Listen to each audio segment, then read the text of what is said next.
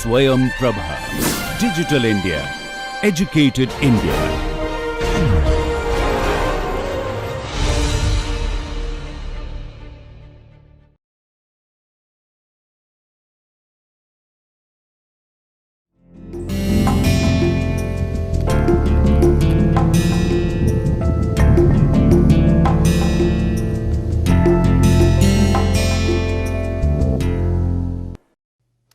India's approach to equality has been a twin approach. That is that India has all along followed the approach of approach towards equality through economic development and through tackling the issue of social inequalities. So, Indian strategy, it was a combined strategy. It was a combined strategy to tackle both the problems of inequalities in income and wealth and the problems of social inequalities. Now, in terms of the importance, are social inequalities given greater priority than economic inequalities, or whether economic inequalities gain greater priority over social inequalities is something that has to be discussed.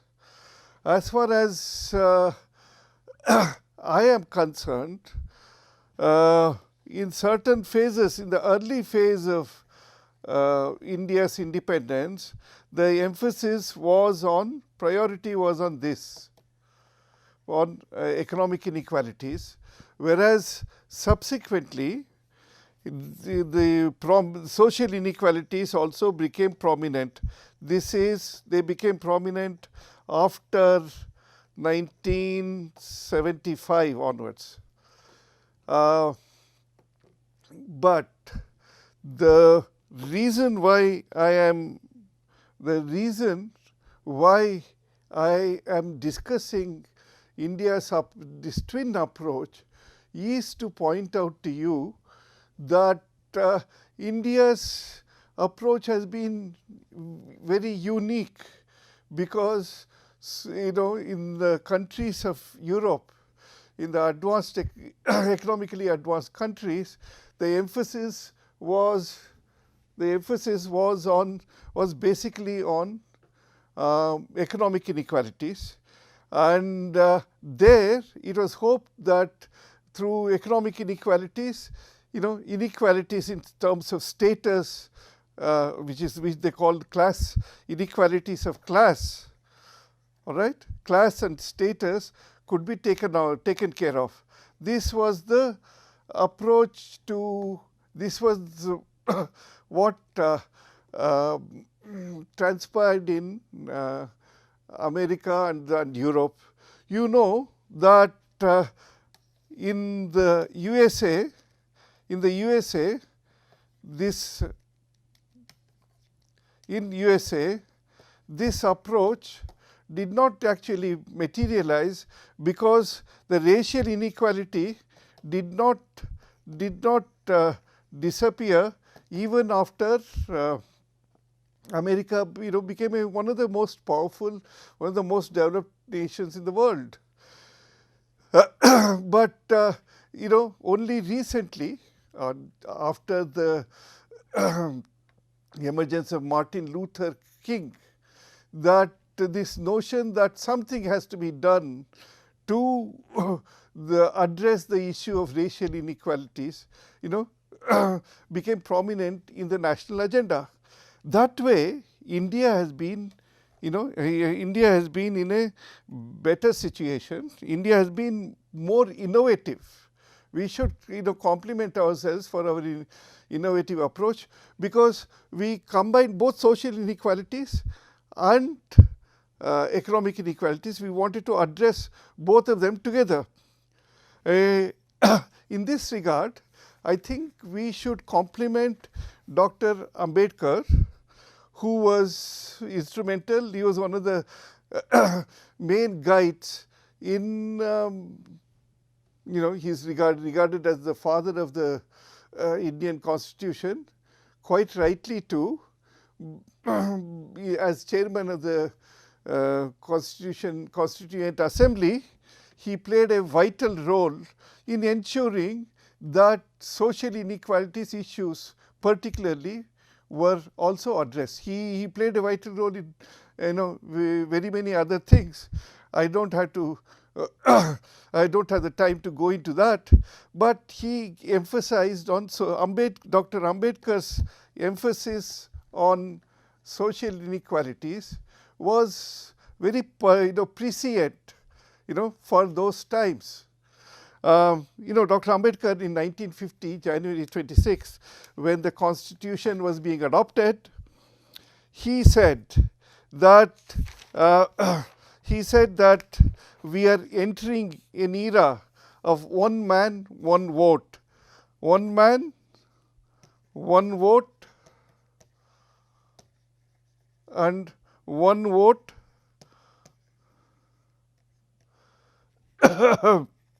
one value, right? He said, that's because you remember that India took the bold step of introducing universal adult franchise. This is a very significant innovation again. I think credit should also go to Ambedkar along with Nehru and other members of the Constituent Assembly to have insisted on universal adult franchise. What does universal adult franchise mean? It's every adult. Now adult is defined for voting purposes as anybody who has reached the age of 18 and above. So every adult, male or female, educated or uneducated, irrespective of social status, has a right to vote. In the West, this universal adult franchise was not accepted for quite some time. Women had to fight. There was a suffragette movement in the West, in Europe, to fight for women's right to vote too. So, in this perspective, India was, in the measures that India adopted, the strategy that India adopted was really a revolutionary strategy. Was really revolutionary. Revolutionary strategy for development. And while Dr. Ambedkar said that while we have entered the era of one man, one vote, and one vote, one value, he said that the social and economic structure of our country denies this, denies that one man has one value. One man has one value, it denies it. How? By all of us know, this is especially evident in our caste system, which discriminates between people, which says that some people are more important than others. Now, let me go into the caste system. Anyway, the point that Ambedkar made was that we are entering an age of contradictions. On the one hand, our democratic system accepts perfect equality. On the other hand, our existing social and economic structure, does not accept, this kind of equality. There will be contradictions.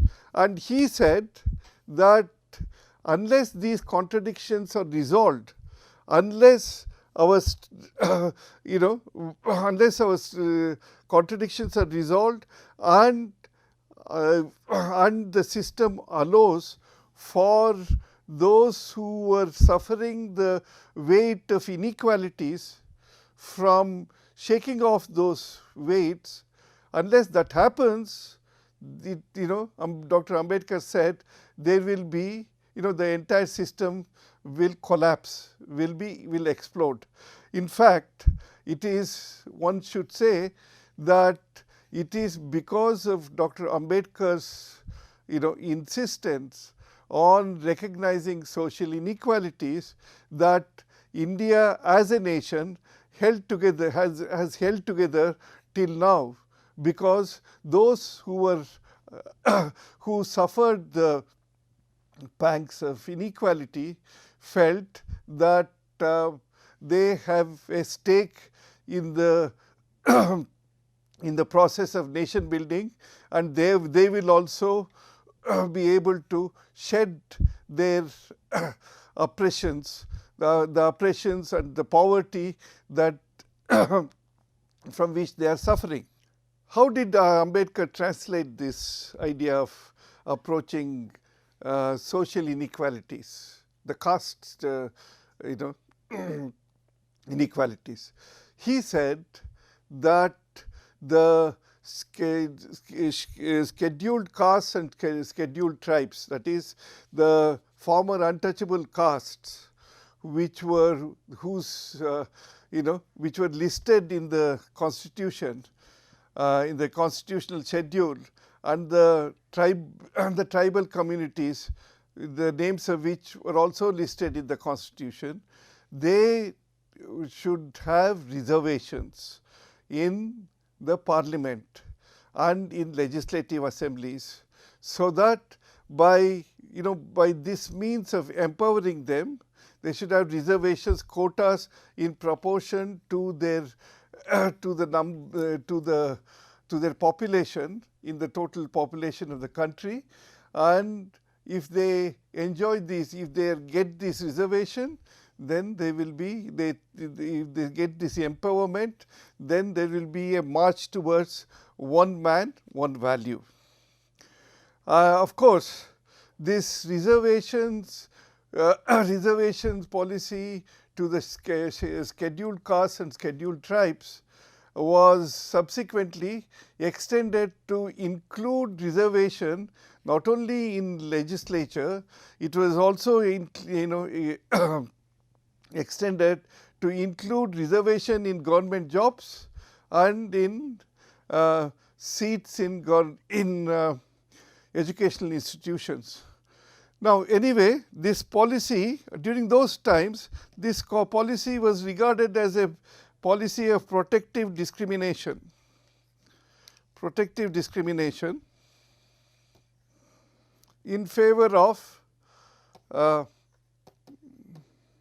the scheduled castes and scheduled tribes. All right. Mark the words. It was regarded as protective, as if somebody was protecting the scheduled castes and scheduled tribes, their welfare. Today, this term protective discrimination is resented by the Dalits, who are actually scheduled castes, because they say, who is to, why should we be protected?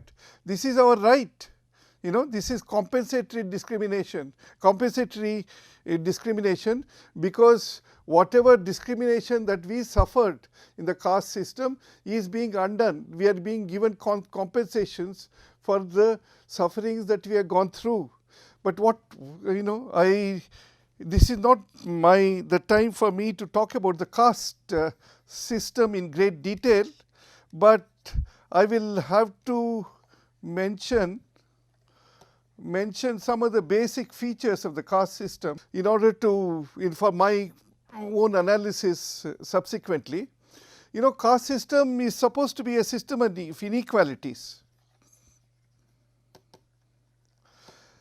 What kind of inequalities? It's a very interesting system of inequalities, because there is inequalities on the basis of ritual. All right.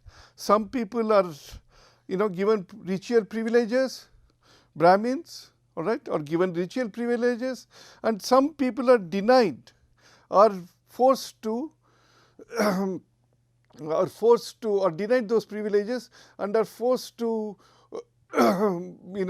undertake impure tasks. There was for pure tasks some of the higher castes like Brahmins, whereas for the impure tasks, impure rituals, the Dalits. Now I am using the term Dalit, which has become, which is now in current usage to refer to the scheduled castes. Now many of the impure tasks, whether it's in a village setting or in a temple setting, many of the impure tasks had to be done by the Dalits, as you know. They were they had to clear the village streets of animal carcasses.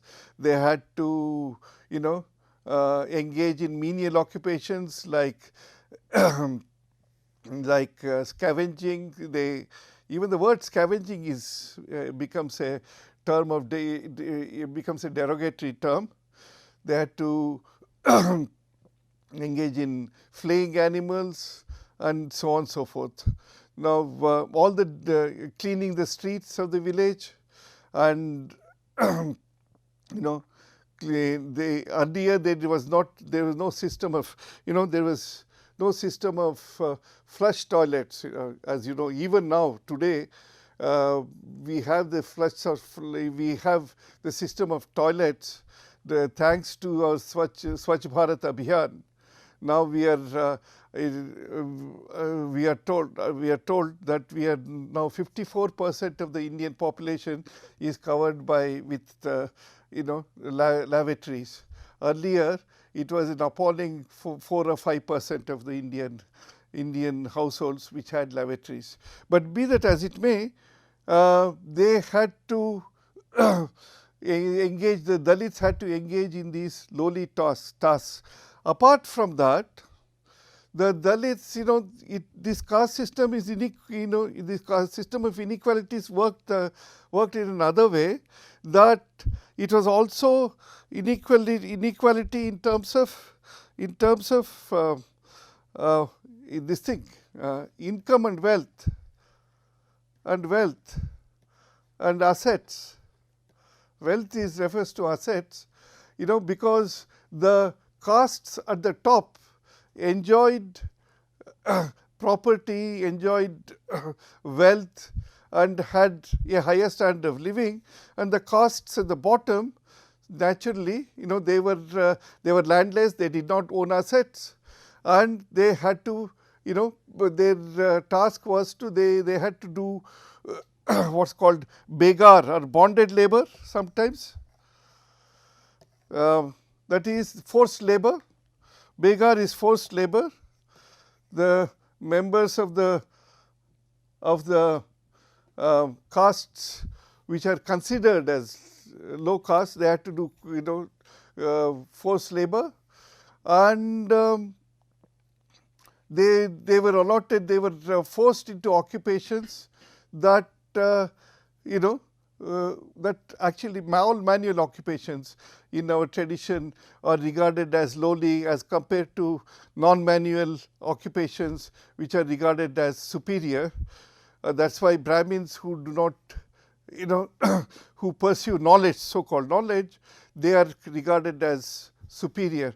Be that as it may, what I wanted to say simply is that in caste was a system of cumulative inequalities. Cumulative inequalities in the sense is regarded as a system of cumulative inequalities, in the sense that not only did one suffer ritually, he also suffered in terms of economy, because he was always the person at the bottom, always was also poor, and did not have the, they had to depend on the higher castes for his livelihood.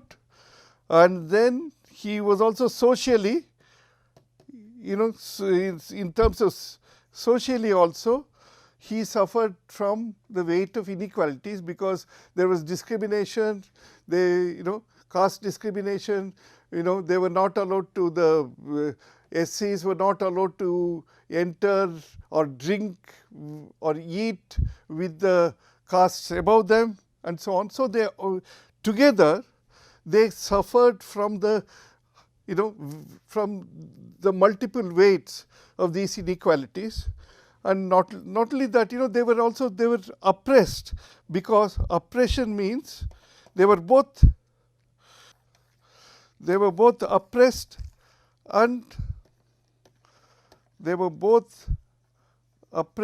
and exploited.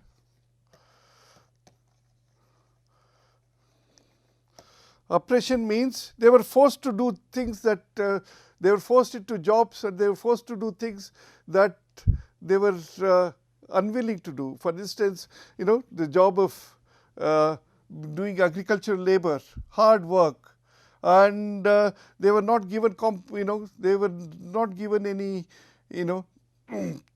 adequate wages. Many of them were forced into bondage. They get debt bondage.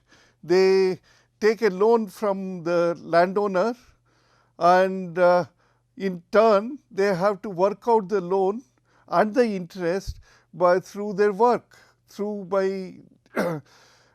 their work, they have to engage in labor for the landowner, and this and the rate of interest used to be so high that not only those who bonded, you got into debt bondage, not only were they unable to free themselves in their lifetime, quite often their children also had to carry over the burden of bondage. And in Uttarakhand area, even the laborer's wife had to perform services to the landowning upper castes. So the point that I am trying to make is that caste system was regarded as a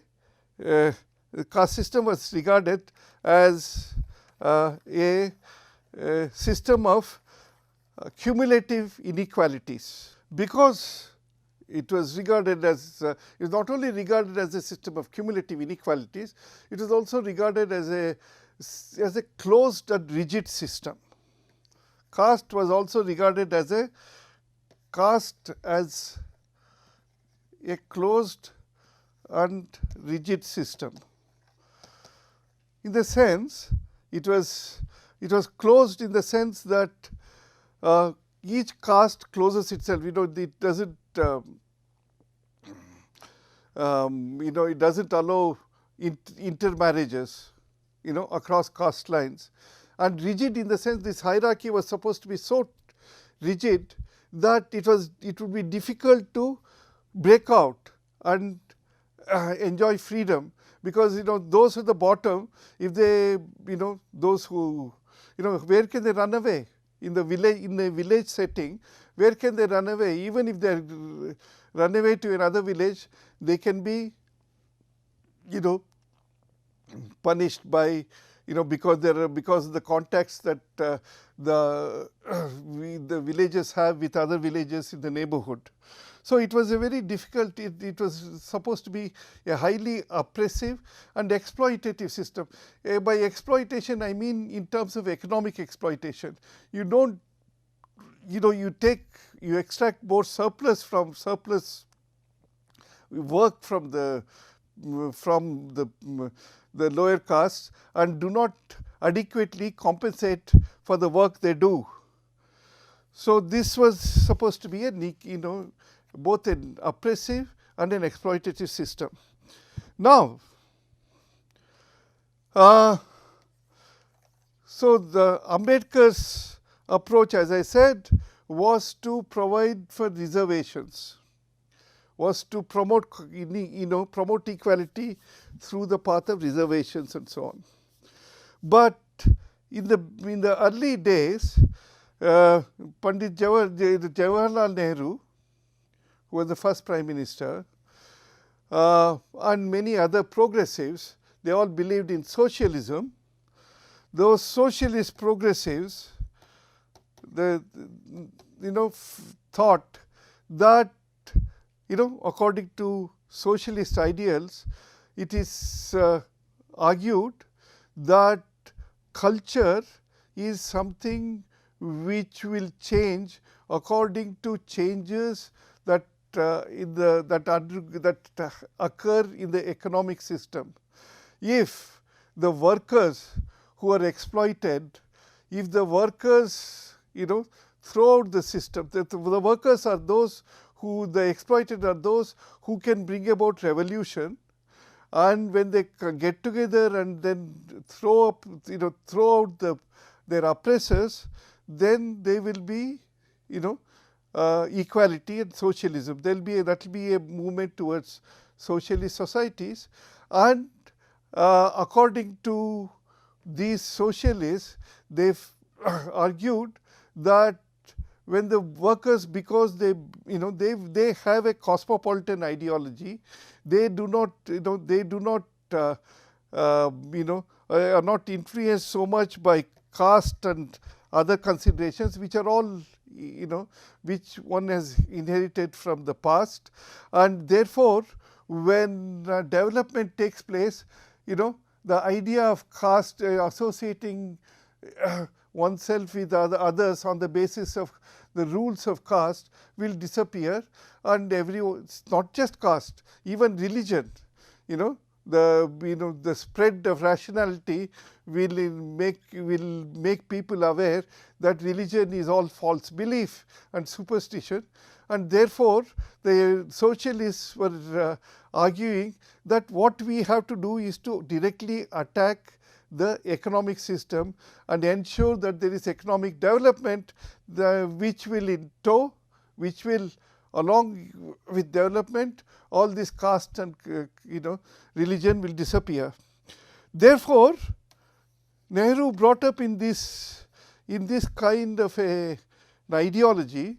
So was Ambedkar. Ambedkar was also influenced by socialism, but he had seen, he had worked in the Bombay textile mills amongst the workers, and he found there that caste discrimination existed even in the Bombay textile mills, and the Dalit workers, the scheduled caste untouchable workers, so-called untouchable workers, were not allowed into sections where they had to use their spit to, when there's a yarn is spinning, when this yarn breaks up, they had to join the yarn, and one had to use the spit. One has to use one spit, and in those sections, the Dalit workers were not being allowed.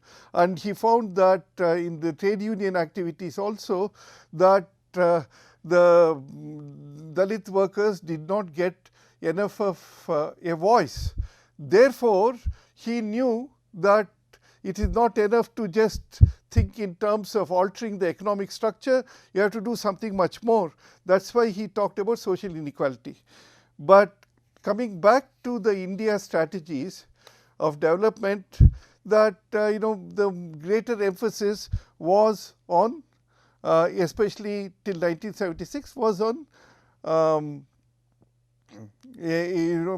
socialist development, the path of socialist. He wanted to attain the aim of of India's planning was to evolve India into a casteless and classless society, and the socialist planning was supposed to deliver the goods. Unfortunately, the socialist planning had some reverses, and it could not deliver goods to the extent that was expected. Of course, it brought about certain changes in the rural areas, which I will point out actually not only in rural areas. I think it also brought about changes in the industrial world also. I will point out that these changes did not actually, lead to the liquidation of caste. In fact, it led to a new kind of caste system. It led to the emergence of a new kind of caste system, or rather I should say it fed into the emergence of a new kind of caste structure. I will, I hope to point out how this happens subsequently. I want to devote the next half hour to talk about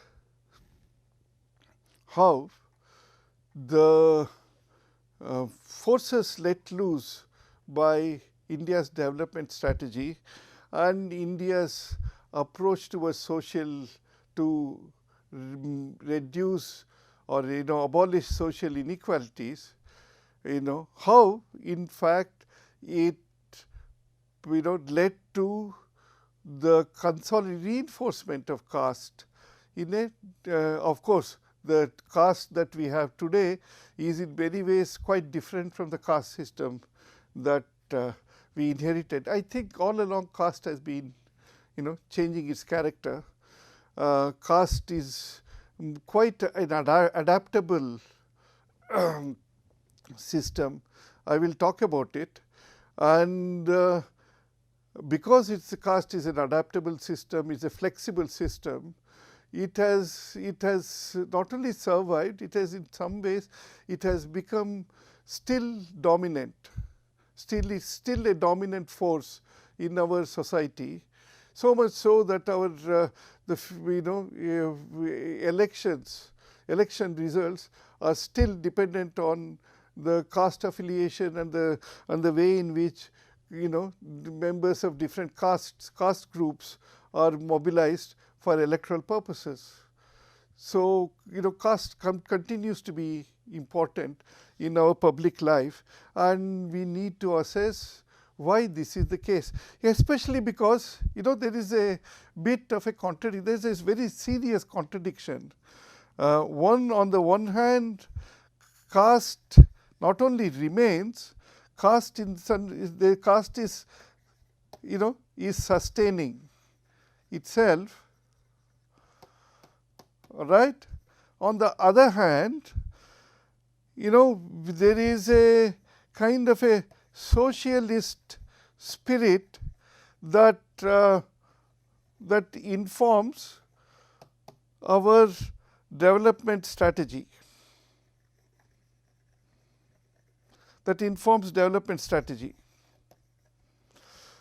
It's a bit of a contradiction. We are. I'll tell you why it's a bit of a contradiction, because you see, why do I say that socialist spirit informs our development strategy? If you look at even I mentioned it in an earlier lecture, even today the present NDA government's strategy for development has in itself, Vikas has become a goal in itself today. The present government strategy towards development is a strategy that lays a considerable emphasis on the removal of poverty, on uplifting the poor, on uplifting those sections which are marginal and the like. At this, so even today, the socialist spirit informs our approach to development. This has been throughout the course of India's development history. Since 1947, this has been the case. There was first during planning, there was this socialist approach to equality, although without making caste a dominant issue. Subsequently, caste relations also became very important. the issue of reservations became important, but this was the era of social justice through caste, through the promotion of caste interests. Subsequently, the theme of the theme of the pursuit of equality extended itself to the issues of women's rights, and not only women's rights, it also extended to the area of the equality of religious minorities as well. So, actually the theme of the pursuit of equality has branched out into various directions, and today the discourse of equality is not only about the discourse of caste equality is still continuing, and now of course the theme of the ideology of the caste of the ideology that is dominant in promoting the mobilization of caste is an ideology which also rests on the idea of rights. All right. So, with the entire the term equality itself we have innovated as because of the various social pressures and political pressures that our country has been facing. But in all this, I want to emphasize that these conflicts, these types of conflicts that have occurred have been integrative conflicts. In some ways they consider the government, democracy as very important, and they have in fact ensured that democratic structures do not break down, as it has happened is repeatedly in our neighboring countries. So, this has its positive effects. Now, before I launch into how castes have transformed themselves, how the caste system has transformed itself, I want to also highlight some of the features of the caste system which people do not really sort of take into account. And I think we should take account of these features, because it's only then we realize that in a way although we rail against caste, the system of caste, the system of caste has also been a system that has allowed the cohesion of different segments of Indian society. That is a point I will discuss in the course of the next 20 minutes. Now, what about the features of caste? You see, people have talked about caste as a rigid system. Many sociologists have already pointed out that caste is not as rigid. It is possible for certain castes to improve their status through a process of Sanskritization, through a process over time. They can attain higher status by when they acquire political power, that they go to new territories and establish themselves. They become landowners. They can subsequently slowly pass off as belonging to superior castes, and there are many interesting pieces of evidence to point out that even some of the tribes, which are passed off over the years, as Kshatriya, as Kshatriyas in the caste system, and they claim that a status to the Kshatriyahood or whatever it is, or warriors, status of warriors. Now, so the caste system has been regarded as a allows mobility of caste, but we know it takes over the years, over several years. Of course, those at the bottom of the hierarchy, did not have so many opportunities to move up. That also we should take into consideration, because they also suffered. They also did not. They were not. The Dalits were prevented from learning Sanskrit, or from going to schools. Even if they were going to school, subsequently they were made to sit in the back row, and they were not. The teachers used to neglect them. It happens even now. So the caste system, in many ways, was allowed for some degree of mobility. Then next, caste system is a very peculiarly flexible system. It's like Hanuman. Why do I say Hanuman? Hanuman, you all know, can become, Hanuman had the ability to grow into, can become big, grow into a giant size if he wanted to, if he willed. Or if he willed, he can also become small. All right? So these castes also had that ability. How? There is if you look at the various castes, you see, due to politics, all right, many of these castes which had similar practices, which had similar names, merged together to form bigger castes, all right, and to become dominant castes in who operate the levers of power. We know all whether you take, whether the Rajputs or in South India, in Andhra Pradesh, the Reddys or the Kammas, or even the category of Dalits is a category that consists of a series of congeries of different occupational caste groups.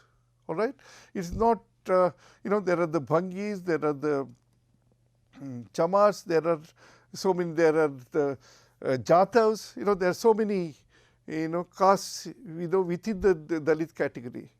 So for purposes of politics, they can consolidate and form into big categories. So this is called caste stretch. You see, in fact, horizontal stretch of castes. In fact, I remember during the heydays of the Mandal Commission report's implementation in North India in 1989.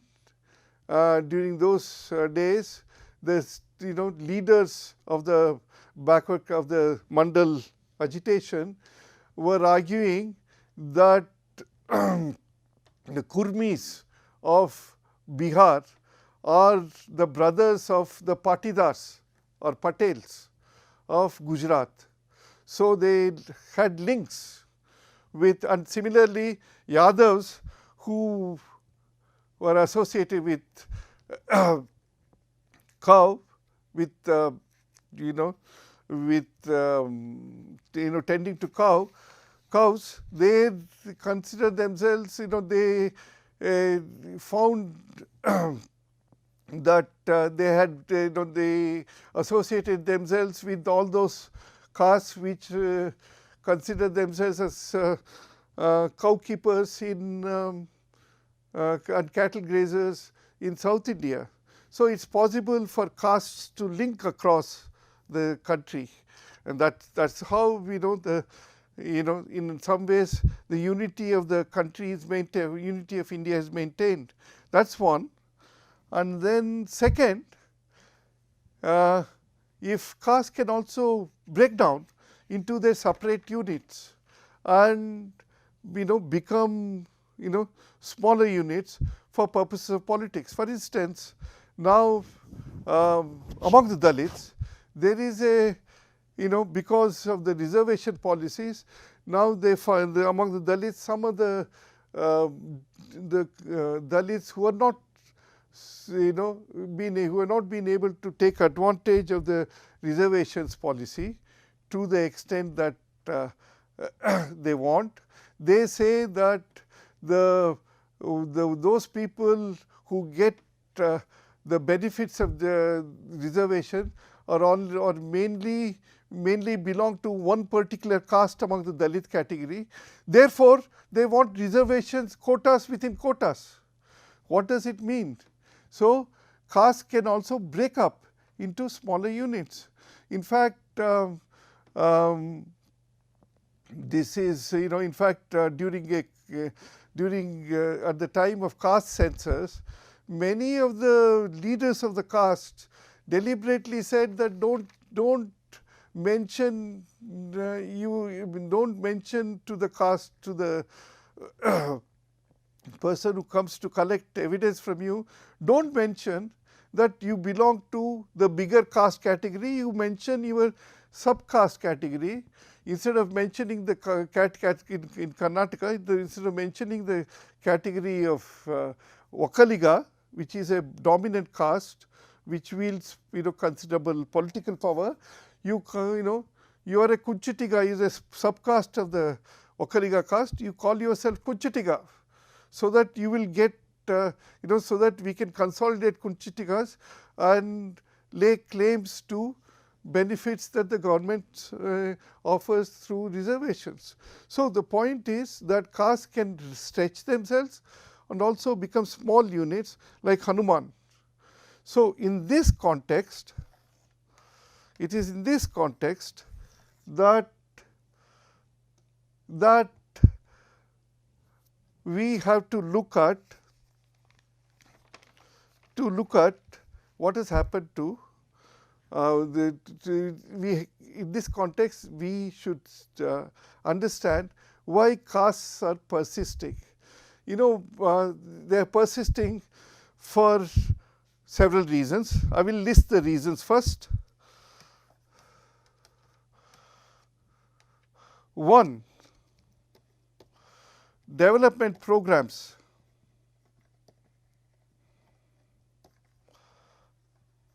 All right. Whatever development programs, whether it's in the era of socialism or now we know that we have adopted liberal economic reforms where market matters, development programs have somehow or the other consolidated caste clusters and caste groups.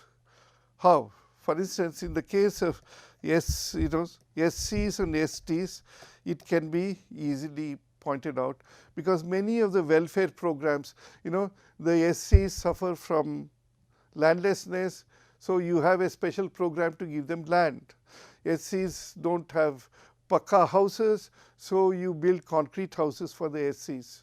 There are separate SC, ST development, programs in our plans, and all this has resulted in isolating the SCs and STs from the others. Water, the SCs are discriminated against in terms of access to with the village well. Therefore, you give them a separate, water pipe connection. So, what happens is the SCs become distinct. So, that's one. So, there is no, this does not promote churning process. But second, this is not the second process that development has unleashed is that wherever whenever development is affected, this was the case during the era of socialist planning, and it continues to be the case even today. Whenever development projects occur, what happens is that those who, supposing there is an economic opportunity that is opened up, let's say there is a railways are extending the lines to another part of the country, so they want laborers. So what they do is how do you get your laborers? You have to get laborers through your caste contract. Look at the construction workers. Nowadays construction workers, are the biggest or significant migrants.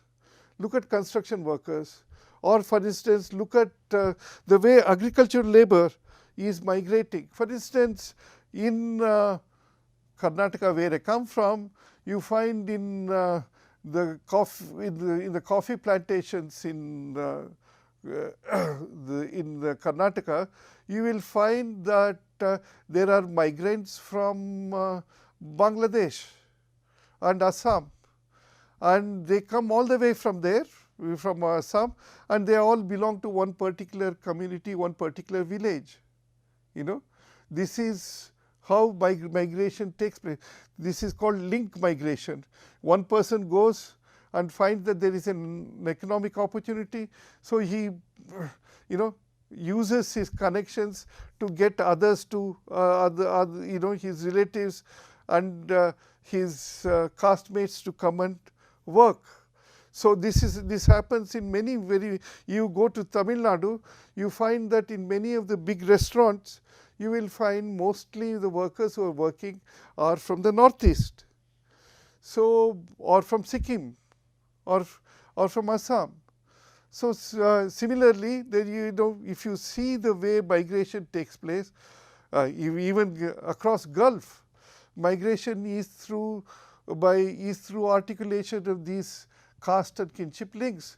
Not just migration of laborers, migration of even in terms of professional occupations.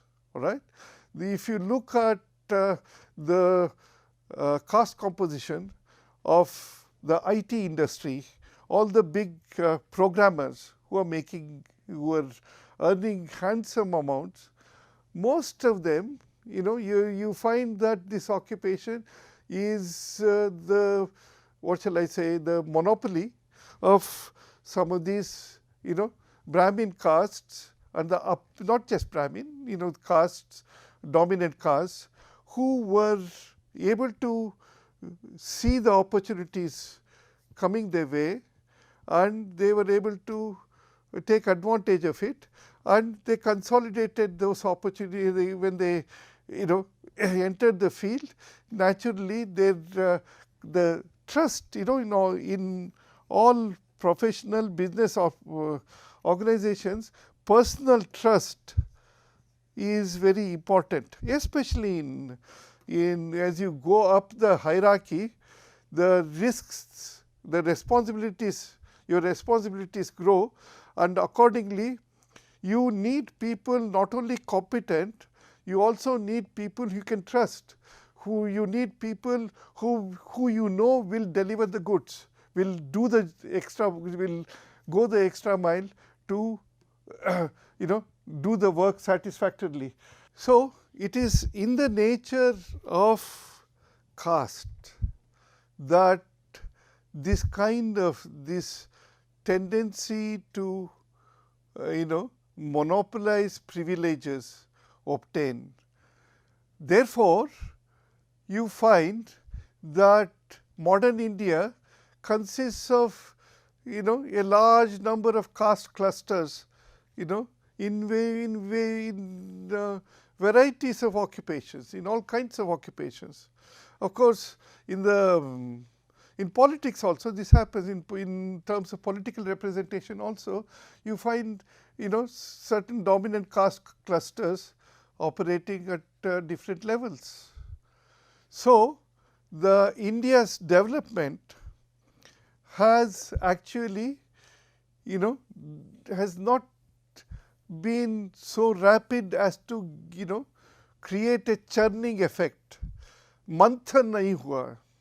The Manthan effect, the churning effect of castes hasn't happened. Of course, it has happened in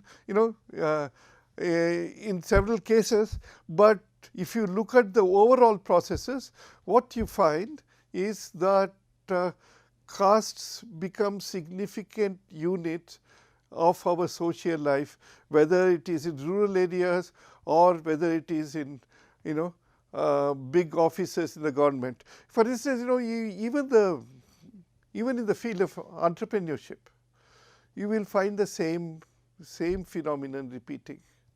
That and the caste in the politics also, your family matters. There has been a big debate in recent times about how dynastic India is dominated by dynastic politics, how dynasties continue to wield power that